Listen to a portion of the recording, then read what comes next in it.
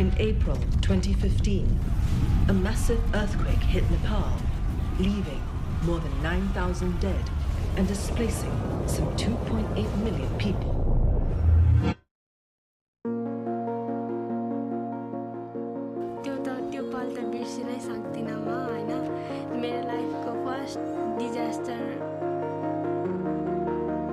We were getting prepared for the worst case scenario. 6 years on, even as the country is rebuilding, the pandemic has struck a brutal blow.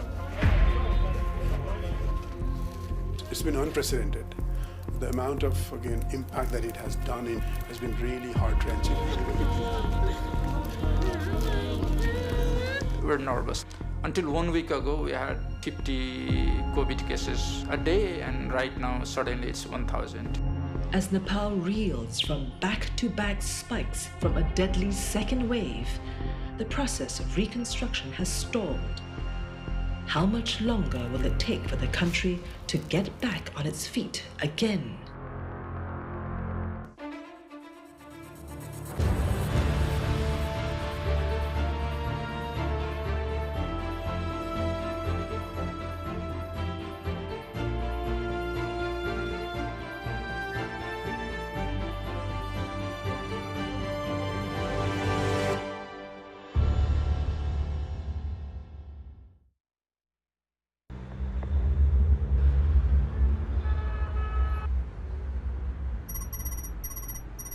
It came without warning, on a windy Saturday morning.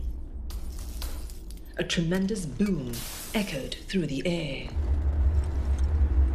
And I was in this mountain, and I was looking at the north, and I remembered a movie scene from Apocalypse Now, where you look at the mountains where there is bombing.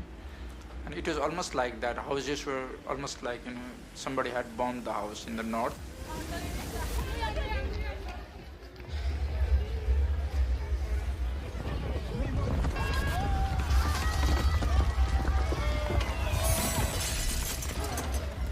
The ground trembled, collapsing walls, shattering glass, and dispersing mounds of dust.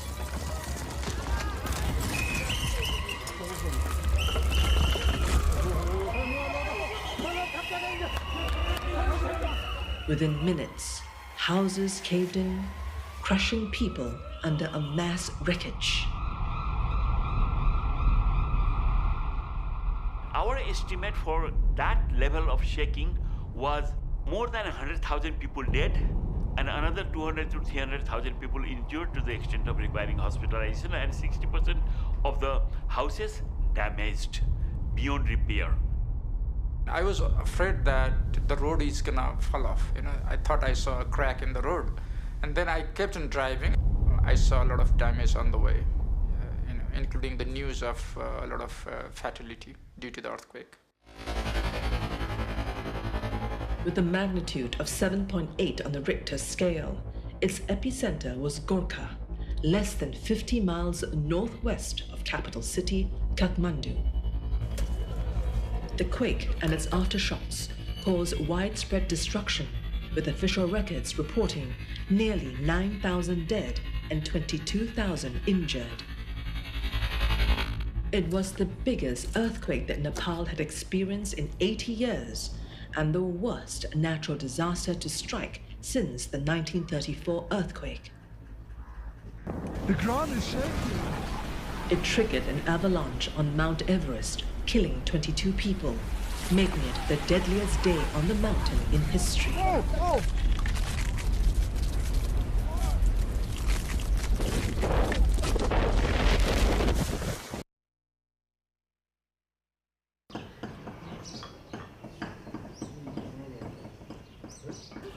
त्यो पल त बिर्सिनै सक्दिनँ म हैन मेरो लाइफको first disaster वाला मेरो लाइफमा भएको घटना म कसरी बिर्सिन सक्छु होला Sonia was only 10 when the quake hit Nepal. 6 years since the disaster, the memories of the day still resurface to haunt her. एकैचोटि सेक हुन थाल्यो हैन घर अनि त्यतिखेर त मलाई केही आइडिया पनि थिएन यो के भइराको छ भनेर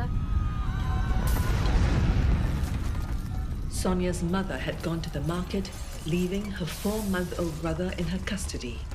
When the ground shook and people scrambled out of their homes, Sonia rushed to pick up her baby brother. Only it was a moment too late. त्यसपछि एकैचोटि त्यो सबै घर नै भट्क्यो अनि भाइ कहाँ गयो म के भयो केही मैले भन्नै सकिनँ क्या पछि चाहिँ जस्ट मेरो टाउकोलाई चाहिँ माटोले सबै पुरिरहेको थियो धेरै कुरा यो के भएको होला कस्तो होला मम्मी खोइ बाबु खोइ यो कसरी यस्तो भयो कहिले कस्तो अब एकदम छागाबाटै झरे जस्तै भयो नि नसोचे जस्तो ल अब के गर्ने घर भट्क्यो छोराछोरी पुर्या छ Luckily, 2.5 hours later, Sonia was found and rescued. Still, there was no sign of her little brother. As darkness descended on the streets, Rasmila and the rescue team started to hear her baby's cries. अनि बाबुको आवाज बाहिर निस्केपछि रोएछ बच्चा रोइरहेछ भनेपछि झन् छिट्टो निकालौँ जस्तो भयो कि अब निकाल्ने कसरी आवाज पो छ बच्चा कहाँ छ थाहा छैन अनि आवाज छ बच्चा छैन खोज्दा खोज्दा 12 बजेसम्म गर्नुभयो भेटाउनै भएन कहाँ छ अनि फेरि अब पानी पर्ने जस्तो भयो अनि फेरि अझ जान्छ भूकम्प ठुलै भनेपछि सब उहाँको खोज पनि अब भोलि निकालौँला नभए के गर्नु भनेर छोडेर जानुभयो मलाई त डराइदिनु भयो के When the rescue team abandoned the search to resume only the next morning, Rasmila was worried sick if she would ever see her little baby again. A gruesome 22 hours later, the rescuers found her baby buried deep in the rubble.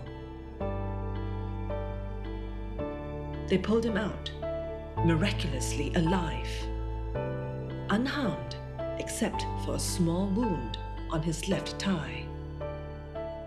एकदम माटोले पुरेको आँखाभरि माटो कान मुख सबतिर माटो तै run सकिरहेको रहेछ शक्ति त गए नै होला तै पनि रुन चाहिँ सकिरहेको रहेछ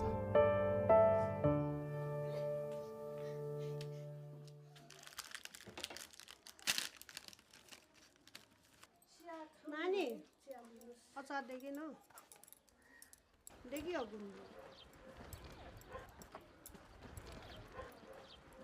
आर्मीहरूले बचाएको किन चाहिँ म सानो हुँदाखेरि अलिअलि आँखा यसरी चिम्काइदेखेको तिमीले देखेको थियो आर्मीहरूलाई देखेको थियो हावामा बाहिर खेल्न गयो नि हातमा लगाइदिनुहोस् आडी हात फुटेछ यो त भूकम्पमा पुराको बाबु हो सोनी सवाल भन्छ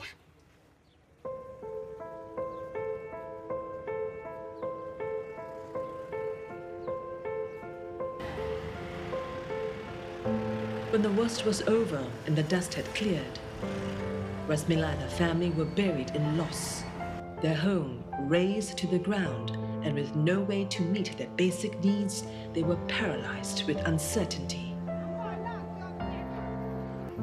Both Rasmila and her husband are daily wage workers. With little money to rebuild their home, they are renting a place near their ravaged old house. यो त्यो पेटी भयो यो यति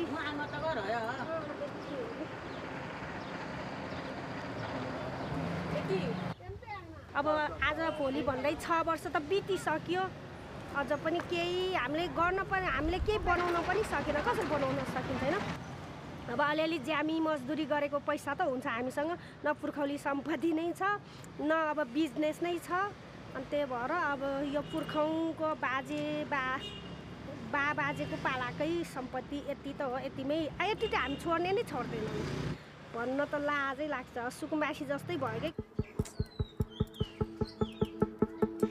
With no help coming from the government, Rasmila has decided to take out a loan. Unable to provide collateral that bank loans require, she has decided to borrow money from her siblings. केही पनि पाएको छैन अहिलेसम्म सरकारबाट अब त्यही पुनर्निर्माणको मान्छेको अफिसबाट हेर्न पनि आउनुभयो अनि अस्ति एकचोटि त हाकिमले पनि मान्छे नै पठाउनु भएको रे के कस्तो भइरहेछ भनेर बुझ्नको लागि अब बुझ्न पठाएकै भइसक्यो 6-7 महिना खोइ चुप अनि बुझ्न पठाएकै 6-7 महिना भइसक्यो अहिलेसम्म खबर छैन मलाई कति फोन गरे कति कहाँ मात्र गइन कि गए केही होला भने हामीलाई नि आश हुन्छ नि अब केही होला होस् न भएदेखि राम्रो भनेर अब उहाँहरूले दिने भन्दा पनि म आफू पनि मागी हिँडिरहेको छु केही होस् बनाओस् न भनेर केही भइरहेको छैन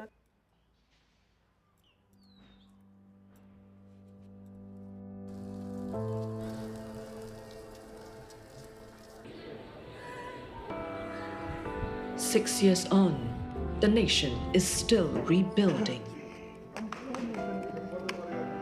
Many international donors committed billions of dollars for Nepal immediately after the devastating earthquake. But the allocation of money to survivors was excruciatingly slow. Despite pledges of nearly $3 billion, there are claims that those needing assistance received no more than initial handouts, which were barely enough to even clear the debris. And many, like Rasmila, are still waiting for government support to construct their houses.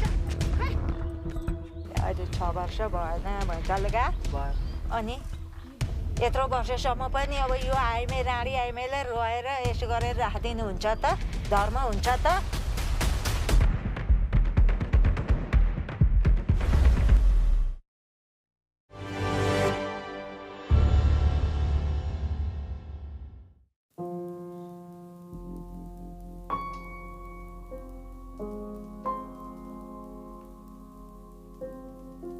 Nepal ranks 11th in the world for vulnerability to earthquakes. The April 2015 earthquake and aftershocks affected more than 8 million people. The overall damage is estimated to be about $10 billion, nearly half its GDP then. The process of rebuilding homes and restoration of monuments have been handicapped, not just by a lack of finance. Experts say that the government's assistance has not been structured and the identification of beneficiaries inaccurate. We did not make really good progress on the first year. And then the progress is pretty heterogeneous, in terms of where we have made progress. Our assistance to individual house owners was same, irrespective of their background, economic background or others. This is not a progressive assistance. As people did not receive recovery support immediately, they were exposed to risks due to unsafe shelter, poor hygiene, and mental trauma. More than 900,000 homes were destroyed. A quarter of these belonged to female-headed households.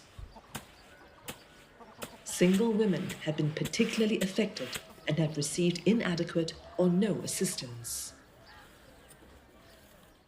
I think commercial banks did not give low-interest loan to many of these beneficiaries, so they had to borrow from what we call cooperatives, and they have very high interest rates. During COVID, they struggled a lot. A lot of them said, they have missed out on payment of this mortgage. So the impact was heterogeneous because we could not pinpoint beneficiaries correctly.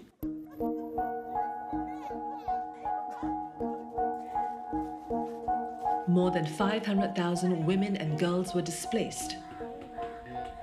Many among them, marginalized long before Nepal suffered a devastating earthquake, have borne a disproportionate burden in its aftermath.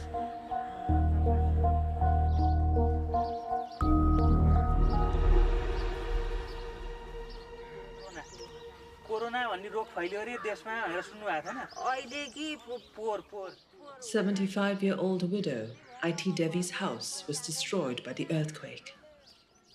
She has since been living in her daughter's house. कहीँ गइनँ म अनि छोरीले ऋण खोजेर बनाइराखेर गएको घर चाहिँ त्यो असार साउनको भेलमा माथिबाट पहिरो आयो आमाले भनेर आएछ अनि अब यो अस्पताल छोडेर कहाँ जाने भनेर अनि हत्ताहरू गरेर अनि घर बनाएर गएको छोरीले ऋण खोजेर बनाएछ IT claims that she hasn't received any compensation from the government, even after making several visits to the local ward office and registering complaints. अहिले 6 वर्ष भएन भैँचालेका अनि यत्रो वर्षसम्म पनि अब यो आइमे राडी आइमेले रोएर यसो गरेर राखिदिनुहुन्छ त धर्म हुन्छ त एकमुठी सास छौन्जेल त ओभानु नि चाहियो नेनु नि चाहियो सबैले 12 भाइ छोरा हुनेले पाउने म एउटा एकाल महिलाले नपाउने कारण के हो हुन्छ आमा कति बजे हो गाडी हजुरको काठमाडौँ जाने गाडी कति बजे हजुर काठमाडौँ जाने गाडी कति बजे टिकट काट्नु हो 9 बजे आउने भयो Journalist Hariram has been covering stories from remote areas in Gorkha district, the epicenter of the 2015 earthquake, situated around 80 kilometers from Kathmandu. 6 years on, he still reports from these areas in the hope of getting grievances like IT Devi's heard by the authorities. Hariram feels that the reconstruction work, though a mixed bag, has a few positives. फेरि गोर्खामा भूकम्प गयो केही मान्छेहरूको मृत्यु भयो अनि त्यसपछि घरहरू लगभग 72,000 घरहरू भत्किए अहिलेसम्म 70,000 6 वर्षको बिचमा 72 मध्ये 60,000 घरहरू चाहिँ बनिसकेका छन् 60,000 घरहरूले चाहिँ तेस्रो किस्ता लैसकेका छन्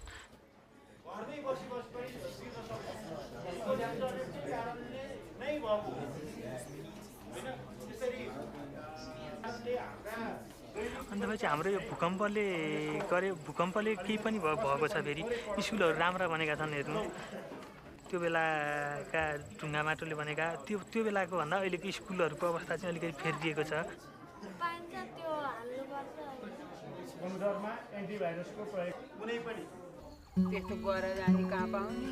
The local government has tried to address some of people's genuine complaints. Yet, Hariram feels that a cash grant of around $3,000 given to most families hasn't been sufficient for them to rebuild their homes. They have even incurred debts to finish construction.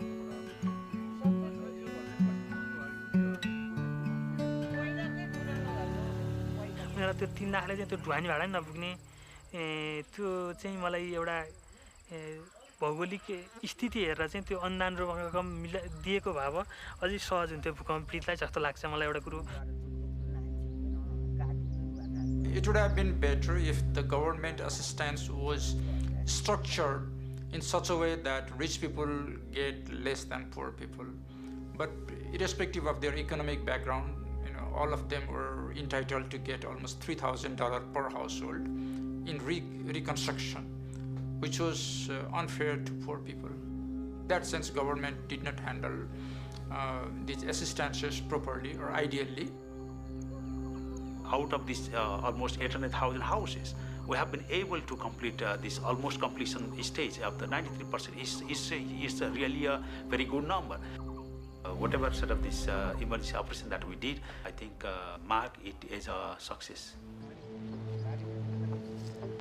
The National Reconstruction Authority, or NRA, headed by Sushil Gyawali, was established nearly 8 months after the earthquake to rehabilitate quake victims. Experts claim that fewer than 500,000 houses have been rebuilt, along with less than half of the 900 damaged monuments and cultural sites. Some who were left without land ownership certificates after the quake have yet to receive loans from banks to start rebuilding houses. We asked Sushil Gyawali about these and sought a response to complaints made by quake-hit families. Yeah, you are talking about the 6-7% of the people, yeah? I agree on that. You are not talking about the 93% of the people, yeah? If you see the positive story, there are the huge positive story are there. And then if you see around 6-7% only you will have to make the narrative of our reconstruction in Nepal, only looking into the 6-7%, you can make that. But there should be a balance of all sort of the narrative that we are creating. Sushil Gyawali admits to resource gaps and challenges faced by the NRA. The post-quake reconstruction could not gain momentum due to institutional constraints and lack of adequate resources. Certainly resource is a constraint for us. If the resources would have been available to the NRA, we would have been completing all sort of the reconstruction work even 1 year before. Point is, we need the huge resources, which has to be managed by the government, and certainly there is a certain level of the resource gap, and then we are managing that. In addition to resource constraints, there were political infighting, bureaucracy, and lack of clear policies and procedures. To add to the misery, last year, the first wave of COVID-19 and the lockdowns that followed further impeded NRA's progress. There is huge impact, certainly, yeah, because we have to stop the work. We have to tell to the people that you do not have to go to the work and then just stop all the construction or the reconstruction works. And then almost 6 months, more than 6 months were the lockdown. The lockdown really had an impact. Goods and systems were not able to freely flow. People were not able to travel. The construction industry had to shut down almost entirely, and so things were delayed by at least another 6 months. So this is also one of the factors that perhaps by now the reconstruction work of those remaining few percentage of households would have been completed almost 6 months back. So COVID has had a major impact in terms of reconstruction as well. Despite delays in national reconstruction efforts and COVID lockdowns, one community-based initiative is empowering people to build their own homes with technical support from non-governmental organizations.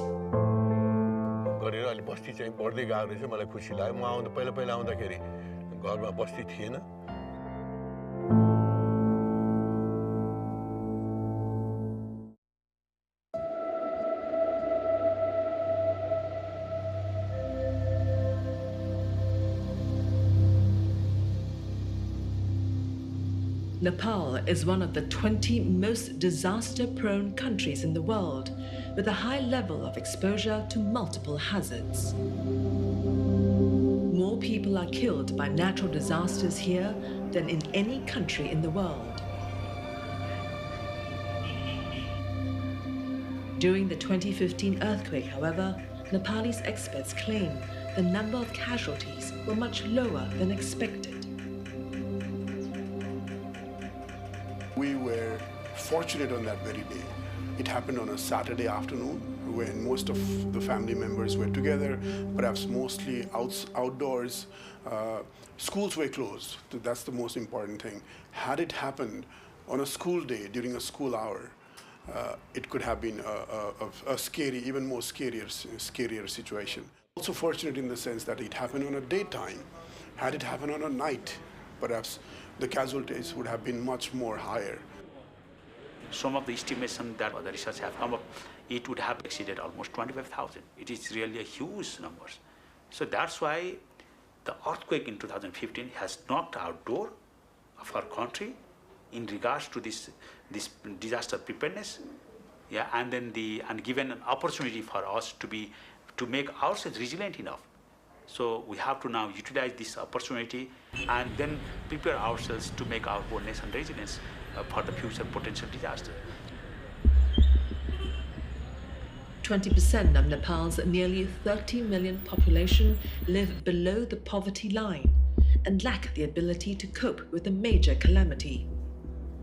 Nepal's infrastructure was critically feeble even before the disaster struck. With a per capita GDP of around $1,000 a year, many Nepalis build their own houses without oversight from trained engineers. The weak structures are what turned fatal, increasing the number of casualties. what kills? Earthquake doesn't kill people. People are killed by the structure that they construct.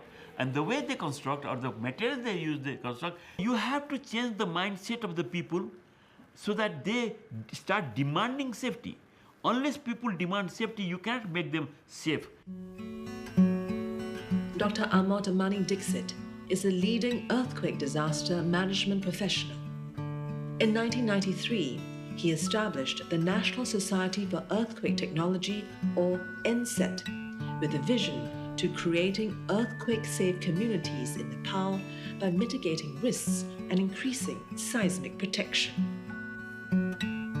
Our job is to provide knowledge about the limitation of any construction material, the best usage of the construction material, the improvement of the process, how you can improve the quality of the even mud. This is before, this is now, this is during and after now. So before it was like this, so damaged by the earthquake. This is one of the ruler setting of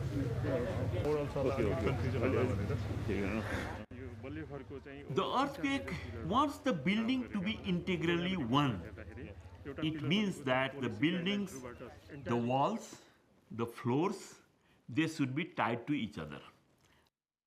The major problem is that there is no integrity in the different parts of the building. The biggest problem is that in this, that we have lost the sense of, what is a building. In Kagezwari Manohara town, an hour's drive from Kathmandu, NSET is rebuilding safer homes in collaboration with the local government and as per the norms stipulated by the National Reconstruction Authority.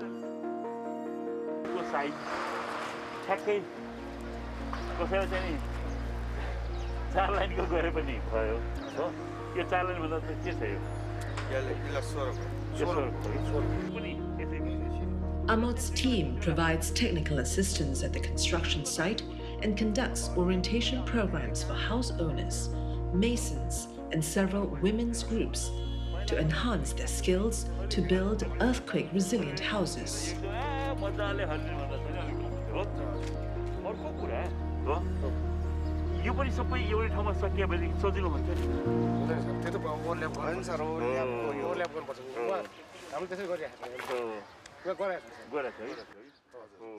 We have imported the concept of concrete, but we have lost the entire sense of the, what makes the concrete strong. We are misusing the proportions.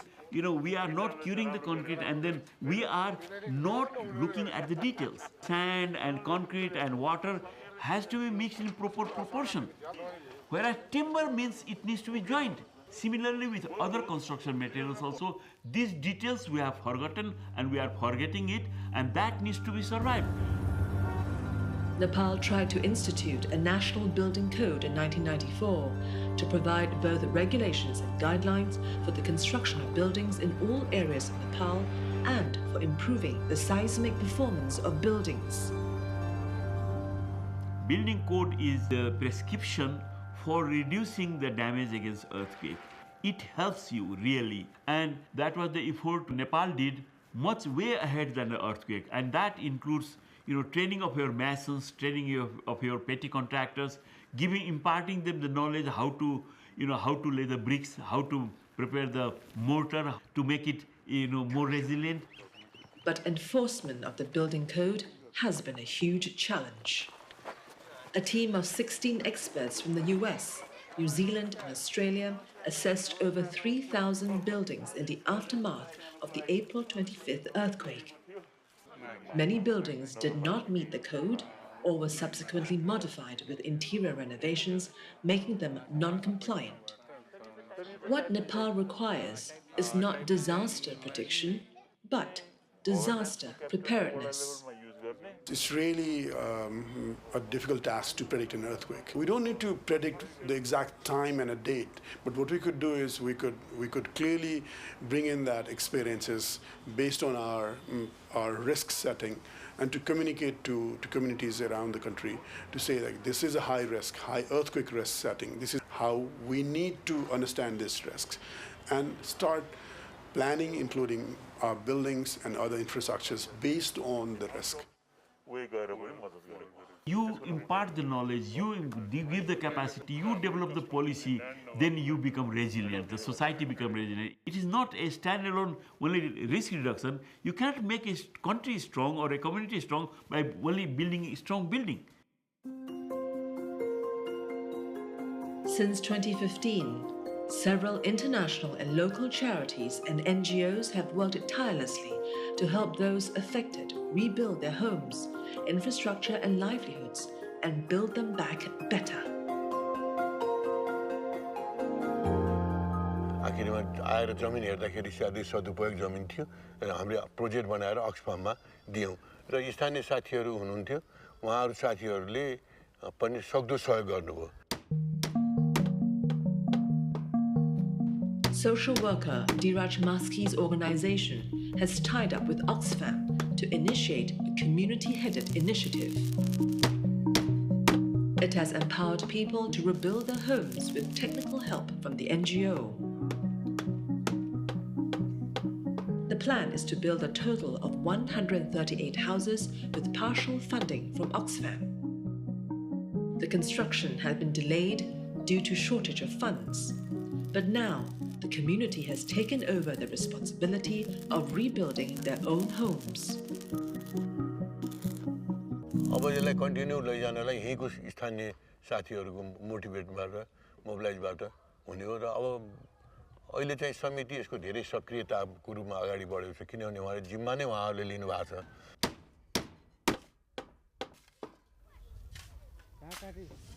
र अलिकता चेतनशील रूपमा र सचेतक रूपका साथीहरू भएको हुनाले यो चाहिँ अब पूर्णतया कार्यक्रमको पूर्णतया हुनको लागि अब एक वर्षमा सम्पन्न हुन्छ कि भन्ने हामीलाई आशा छ. While the project has allowed residents to build their homes and move to a safe place, there are a few challenges. यहाँ त सीमित जग्गा छ. सीमित जग्गाको यहाँ विभाजित गर्नुभएको छ यहाँको समितिले. त्यो जग्गाको भित्र रहेर बस्नुपर्छ. तर त्यो कुरा नभइकन हामीलाई त भैँसी बाँध्ने ठाउँ चाहिने, गाई बाँध्ने ठाउँ चाहिने, गोरेटो चाहिने, के चाहिने त्यो कुरा त भइ नै हाल्छ. तर यो अहिले जुन उपलब्धिको भएको छ त्यो कुरामा उहाँहरू बुझ्दै गएपछि सेटिस्फाई हुनुहुन्छ.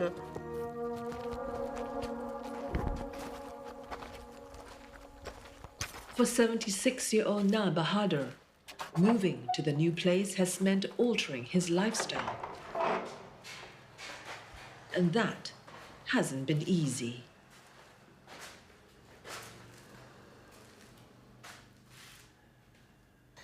यहाँको घर खै कस्तो कस्तो कोठा सानो छ. जे भयो नि थोरै परिवार हुनेलाई सजिलो छ, धेरै परिवार हुनेलाई गाह्रो छ.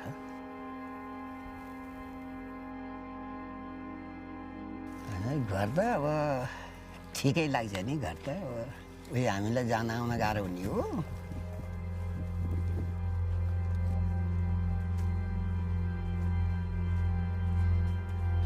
हामी म मेरो बच्चालाई लडेको घरमा छ. यो घर माथि बारतली एकपट्टि बारतली झिकेको 2 तले थियो. त्यहाँ यहाँ अब बच्चालाई अब ठाउँमा चिरिया छ अनि त्यहाँबाट यहाँ बस्न हुँदैन, बस्ती चाहिँ माथि सार्ने भन्ने कुरो गरेर सारे हो.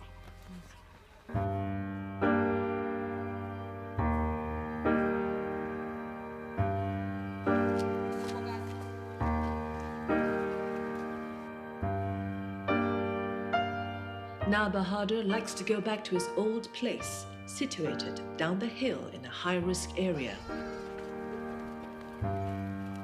He prefers his decrepit home, battered by the earthquake, to the new one. It had adequate land for farming and for livestock grazing.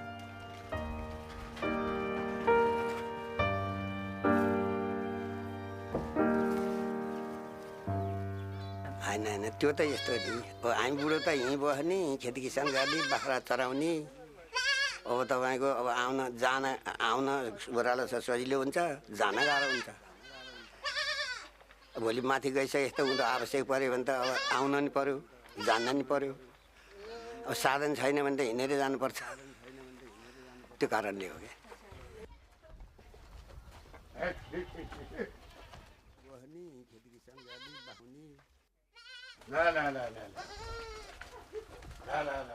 It's a grievance often heard from many quake survivors, especially the older ones. The relocation of villagers hinges on two factors: where they will be moved and how much land they will be provided. Villagers like Na Bahadur usually require a lot of land because they have to farm, build a house, and need enough land to graze their livestock.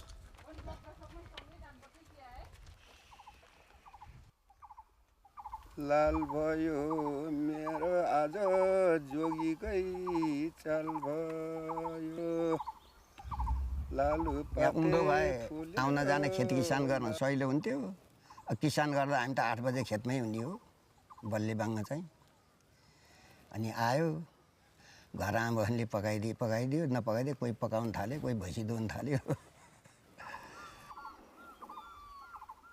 त्यसो गर्ने हो अब माथि बसे त त्यो सम्भव हुँदैन अब खेती त गर्नै पर्छ खेती नगरे त अब खान पाउँदैन हेर्नुस् पराउँदैन उसको मन नपरी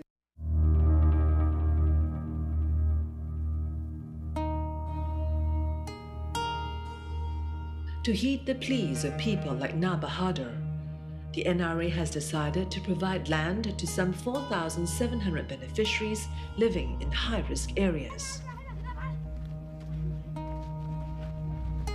It has also mobilized various partner organizations to rebuild houses belonging to vulnerable groups in Nepal.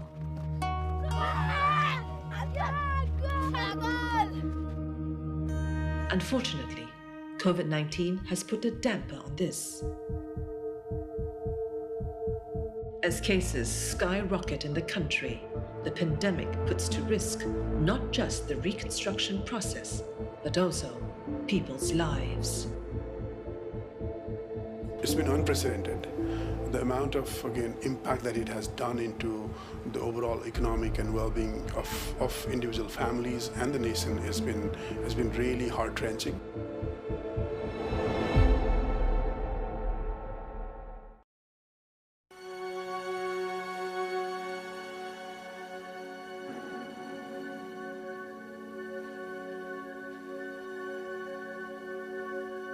Governments and policymakers can learn a lot from natural disasters.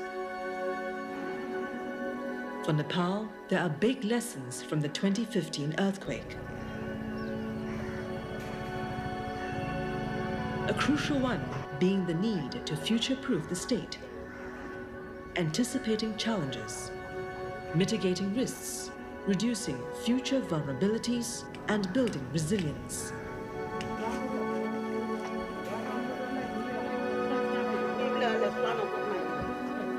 Biggest lesson for me is that preparedness actually pays.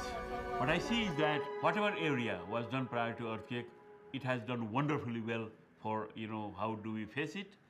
Where we have not worked earlier in area, it has fared very badly. The most important thing is we need institutions, we need human resources, and we need to have advanced financing systems in place to address such a disaster. We now have set up the National Disaster Risk Reduction and Management Authority. We've worked actually on prior financing, such as the catastrophic drawdown option, jointly with the Ministry of Finance, the Prime Minister's Office, and with support from the World Bank. We've started that instrument to make arrangements for financing, not wait until a disaster happens and to start processing for a financing mechanism. Building solutions must comply with the earthquake-resistant design code. While qualified structural engineers are required in designing buildings, quality control should be taken seriously.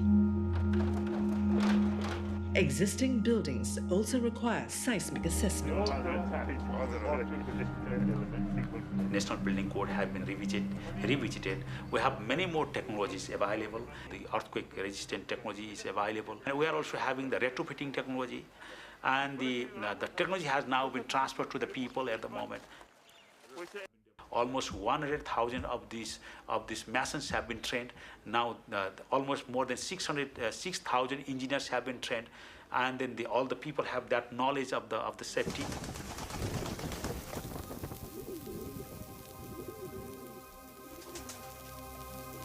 The 800,000 plus houses that were reconstructed is an example of, again, how we could head towards a resilient society.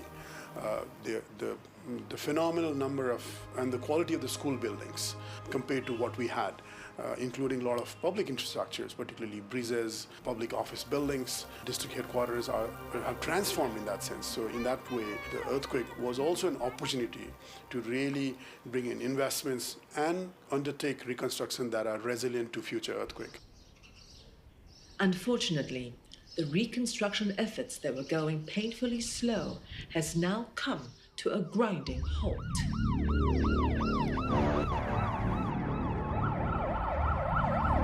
The pandemic has struck a brutal blow on a nation trying to limp back to normalcy after a devastating earthquake. Nepal hasn't yet recovered from the impact of the first wave and the extended nationwide lockdowns last year. It's been unprecedented.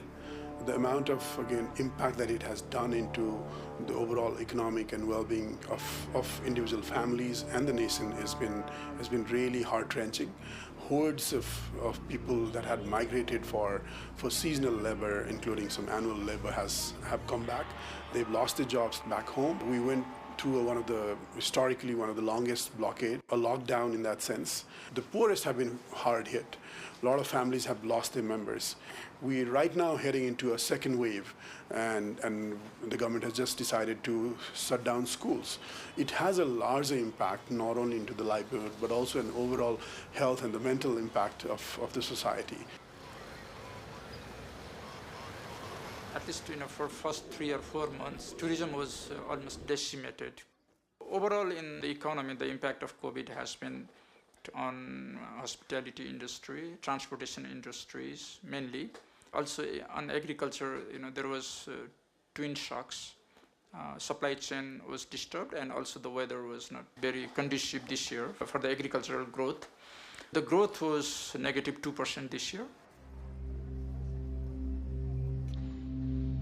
COVID-19 infections have risen at the rate of 1,200% in a matter of weeks, putting immense pressure on the country's fragile healthcare system.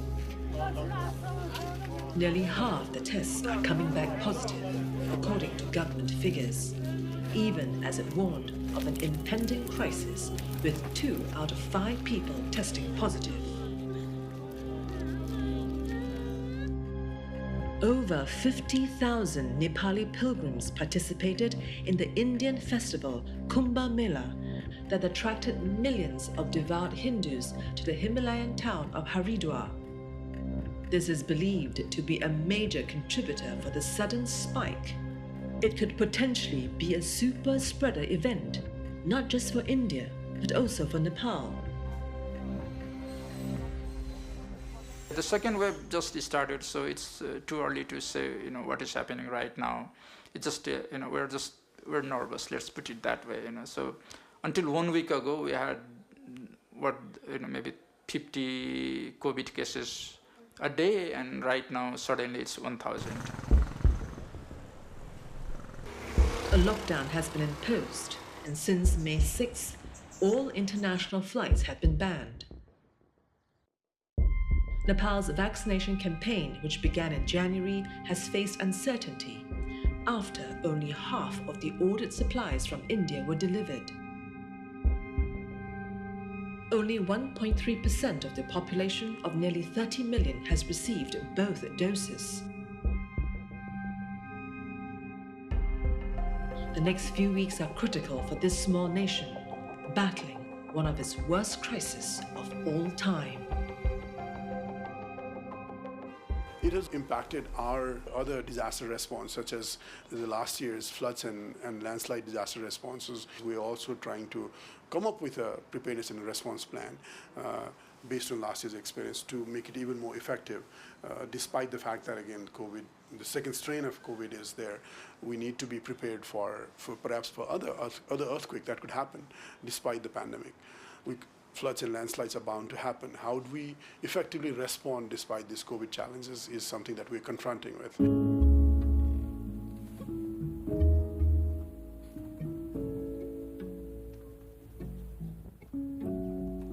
For Rasmila and survivors of the 2015 earthquake waiting to rebuild their homes, the current unfolding situation, the raging second wave of the pandemic, is chillingly familiar.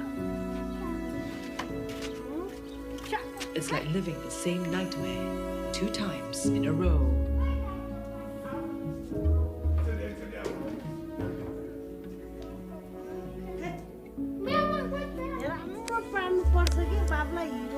एकदम गरिबलाई झन् माथि नै आउन नसक्ने नै गरिब नै बनायो किनभने अब हामी दिनकै मजदुर गरी खानुपर्नेलाई अलिअलि भइराख्ने काम गरी खानु पर्नेलाई अलिअलि भइराखेको काम पनि काम ठप्पै बाहिरै निस्किन नभएपछि के गर्ने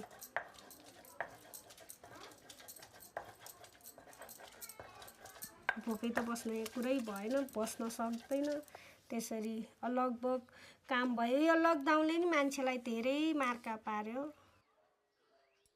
लकडाउन होस् जे जस्तै रोग आओस् न धनी अब हुने पैसा हुनेलाई त केही प्रब्लम नै हुँदैन हामी जस्तोलाई त धेरै मार्का पार्छ